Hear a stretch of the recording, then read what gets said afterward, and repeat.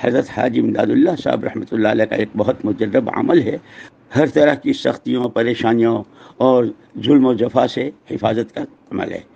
شروع میں 3 مرتبہ درود ابراہیم، اس کے بعد 3 مرتبہ الامان الامان الامان یا برہان، پھر 3 مرتبہ الامان الامان الامان یا حنان، الامان الامان الامان یا منان، پھر 3 مرتبہ الامان الامان الامان یا دیان، پھر 1 مرتبہ الامان الامان من فتنة الزمان وجفاء الاخوان شر الشیطان وظلم السلطان بفضلک یا رحمان۔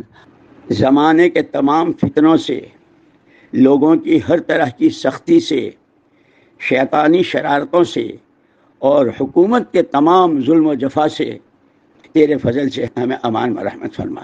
پھر 3 مرتبہ درود ابراہیم پڑھ کر اپنے پر فجر کے بعد، مغرب کے بعد اس کا بہت اہتمام کیا جائے۔